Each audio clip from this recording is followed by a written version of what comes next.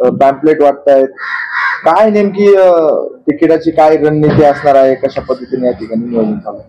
भाऊ, प्रथमतः आम्ही पंचायत समिती साठी जयसिंग अण्णांचं तिकीट आदरणीय शिवसेना एकनाथ शिंदे साहेब, तालुका प्रमुख बाबूराव पाटे, त्यानंतर प्रसन्न अण्णा डोके यांच्याकडे आम्ही तिकीट मागणार आहे. तिकीट का मागणार आहे, का दावेदार आहोत आम्ही, ते पण तुम्हाला सांगतो.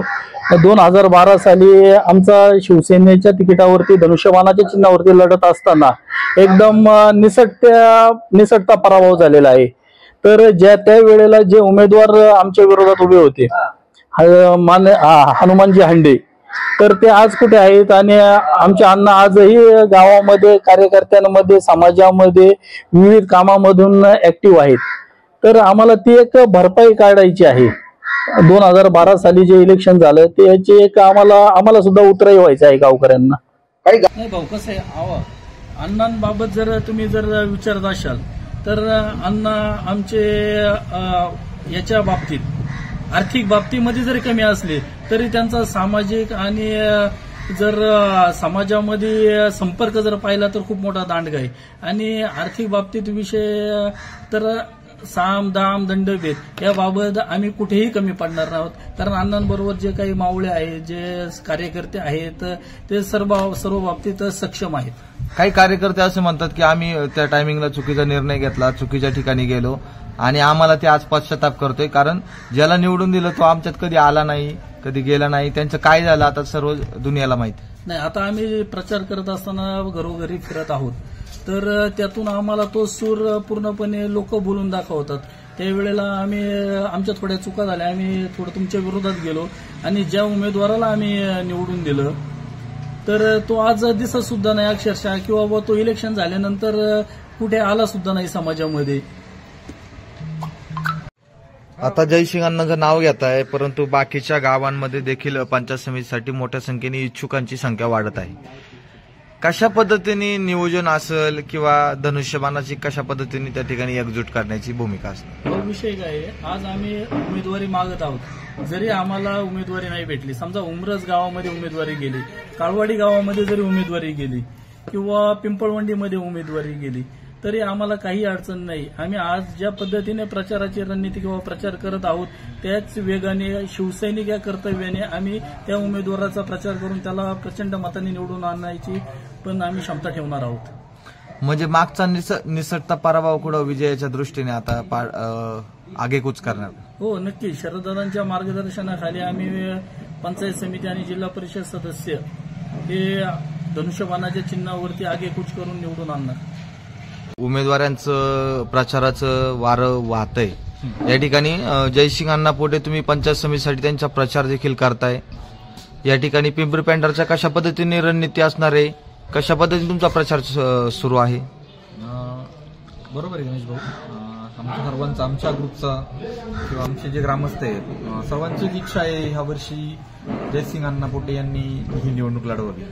का लढवावी तर त्याची पण खूप कारणं आहेत की आज आम्ही पाहतोय, आज मी बऱ्याच दिवसांपासून दादांसोबत आहे, त्यांचं मी काम खूप जवळून पाहतोय. आज 2-2.5 वर्षापूर्वी एक खडक म्हणू आपण की असा तो परिसर, आणि त्या ठिकाणी आज तुम्ही जाऊन पाहाल तर एक नंदनवन उभारला आपण म्हणू, एक खूप छान अशी स्वर्गभूमी उभारली.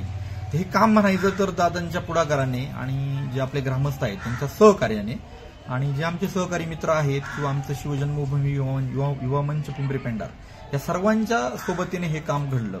याचा खूप असा पुढाकार असेल, खूप अशी रणनीती असेल, तिथे दादांनी त्याचं एक स्वारस्य केलं आपण म्हणून. आणि त्याच पद्धतीने गेल्या 4-5 महिन्यापासूनही आपण पाहतोय की पिंपरी पेंढार गावामध्ये दिमागदार पद्धतीने उभा असलेला धर्मध्वज, याची जी मुहूर्तमेढ किंवा याचं जे प्लॅनिंग केलं आम्ही सुरुवातीला, तर ह्यामध्ये सुद्धा जयसिंग अण्णांनी बऱ्यापैकी पुढाकार घेऊन सर्व ग्रामस्थांना हाताशी धरून आमचा जो मित्रपरिवार आहे किंवा आमचा शिवजन्मभूमी युवा मंच पिंपरी पेंढार आहे या सर्वांना एकत्रितपणे ठेवून आज तो दिमागदार पद्धतीने धर्मध्वज उभारला. त्यासोबतच गावचं सुशोभीकरण असेल, ह्या दोन्ही गोष्टी खूप अशा मोठ्या पद्धतीने या गावामध्ये आज उभारल्या गेल्या. सर्व ग्रामस्थांना, आमच्या गावातल्या सर्व ज्येष्ठ लोकांना आज त्याचा खूप मोठा अभिमान आहे. आज आम्ही जेव्हा प्रचाराच्या निमित्ताने आज प्रत्येकाच्या घरी जातोय तर त्या ठिकाणी आम्हाला असं पाहायला मिळतंय की ह्या 2 कामाबद्दल लोक एवढी पॉझिटिव्ह आहेत का ते नेहमी म्हणतायत की नाही तुमचं काम खूप छान आहे, तुम्ही ज्यावेळेस पराभूत झाले अल्पशा मतांनी त्यानंतर आम्हाला वाटलं की तुम्ही खचून जाल, तर तुम्ही त्याच्यापेक्षाही जास्त उमेदीने आज पुढे आलात, खूप छान ग्रामस्थांसाठी काम करताय. ही 2 समाजाची कामं झाली. आज विचार केला तर कुठे अपघात झाला तरी अण्णा रात्री 2 वाजू द्या 2:30 वाजू द्या एक फोन आला तरी अण्णा आमच्यासारख्याला फोन करतात, सोबत घेतात आणि पळापळ चालू करतात. मग त्या पेशंटला तिथं जाऊन त्याची काही अडचण असू द्या किंवा त्याला हॉस्पिटलला नेणं असू द्या, तिचा उपचारासाठी लागणारा काही खर्चाची मदत असू द्या, या दोन्ही गोष्टी अण्णा आज करतायत.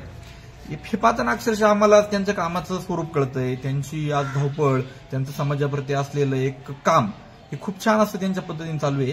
सांगायचा उद्देश असाच, काल रात्रीची एक गोष्ट आहे, आमच्याच पिंपरी पेंढार पंचक्रोशीत एक घटना घडली. विषबाधेमुळे एक 12 ते 15 मेंढरं मृत्युमुखी पडली. वेळ आहे रात्री 11:30-12ची. आज खूप थंडीचा हा काळ आहे. रात्री 11:30-12 वाजता अण्णांना फोन आला त्या मेंढपाळांचा. अण्णांनी लगेच फोन केला. आम्ही 2-4 जण त्यांच्यासोबत गेलो. तिथे गेल्यानंतर परिस्थिती भयानक असा अंधार आहे. बिबट्यांचाही आज खूप मोठा असा त्रास आपण पाहतोय. ह्या परिस्थितीत सुद्धा तिथे जाऊन त्या लोकांच्या ज्या काही अडचणी होत्या त्यांना जी कामं आहेत ह्यामुळे आमच्यासारख्यांना वाटतंय, आमच्यासारख्या तरुणांना वाटतंय, गावातल्या ग्रामस्थांना वाटतंय, ज्येष्ठांना वाटतंय की सर्वांसाठी हवा असणारा असा हा कार्यकर्ता आहे, असा शिवसैनिक आहे. तर ह्या व्यक्तीला ह्या वर्षी आपल्याला पंचायत समितीमध्ये भरघोस मतांनी निवड करून पाठवायचंच आहे. आणि ह्याचसाठी की आज आम्ही उद्याच्या 18 तारखेला मंगळवार सायंकाळी 6 वाजता आळेफाटा या ठिकाणी नवजीवन मंगल कार्यालय या ठिकाणी आम्ही शिवसैनिकांचा तसेच सर्व ग्रामस्थांचा भव्य असा मेळावा आम्ही आयोजित केला आहे. तर त्या मेळाव्यासाठी मी सर्व ग्रामस्थांना, सर्व शिवसैनिकांना आवाहन करतो की आपण मोठ्या संख्येने त्या मेळाव्यामध्ये सामील व्हावं. आणि याच पद्धतीने मी म्हणेल की आज आपल्या जयसिंग अण्णांच्या विजयाचे शिल्पकार म्हणून सर्वांनी पुढे यावं. आता शिवसैनिकाचा मोठ्या संख्येने मेळावा होणार तर आहेच, परंतु शिवसैनिकांची जे पंचायत समितीची बाजू आहे त्यात देखील इच्छुकांची संख्या आहे. जिल्हा परिषदच्या निवडणुकीत जो कॅन्डिडेट सिलेक्ट व्हायला पाहिजे तो अजून देखील शिवसेनेचा तुम्ही म्हणताय पण सिलेक्ट झालेला नाही. लोक संभ्रमात आहेत. वेगवेगळ्या पद्धतीची नावं येतात. मयूर पवारांचं नाव आहे, तिकडे डावखरांचं नाव आहे, बंटी कोकणेसारखे नाव आहेत.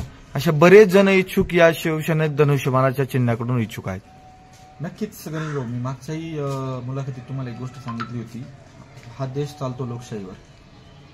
हे संविधान जे डॉक्टर बाबासाहेब आंबेडकरांनी जे लिहून दिलंय त्या गोष्टीवर हा देश चालतो. प्रत्येकाला मतदानाचा अधिकार आहे, तसा प्रत्येकाला त्या निवडणूक प्रक्रियेत उभं राहण्याचा अधिकार आहे. प्रत्येकाची इच्छाशक्ती आहे. प्रत्येक जण आज इच्छुक आहे, प्रत्येक जण बोलतोय की मला उभं राहायचंय.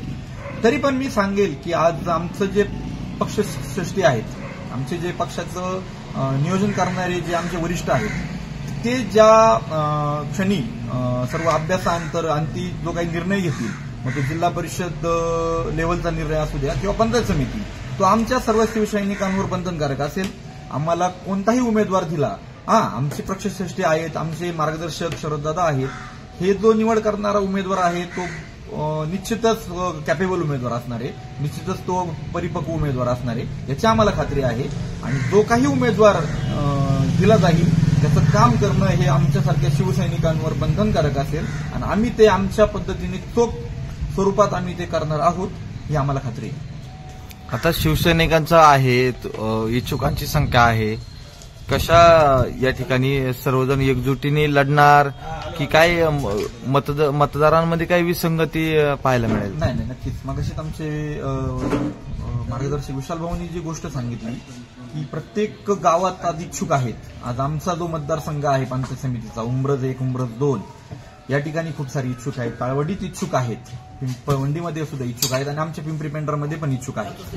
पण निश्चितच आमचे पक्षश्रेष्ठी जो निर्णय घेतील, आज अण्णा आहेत इच्छुक, उद्या उंब्रजमध्ये कोणी उमेदवारी देऊ द्या, तरीही आमच्या सर्व शिवसैनिकांचं, पिंपरी पेंढारकरांचं, आमची जे शिवसैनिक धावपळ करणार आहे, आम्ही ह्याच पद्धतीने आज जी धावपळ करतोय की त्या उमेदवारासाठी आम्ही करू आणि त्या उमेदवाराला निवडून आणण्यासाठी आम्ही प्रयत्न करू. मग आता तुम्ही प्रचार करताय, सगळ्या गोष्टी करताय आणि दुसऱ्या उमेदवाराचं काम देखील करणार? नाही, दुसऱ्या उमेदवाराचं नाही गणेश भाऊ, दुसऱ्या उमेदवाराचं नाही. पहिली गोष्ट, आमचा पक्ष शिवसेना जो उमेदवार देईल मग ते विचारांतीच तो उमेदवार ठरणार आहे. आणि त्या उमेदवाराचं काम करण्याचं जे काम आहे ते आम्ही शिवसैनिक सगळे करणार आहोत असं मी तुम्हाला बोलतोय. उमेदवार कोणताही नाही, तो शिवसैनिकच.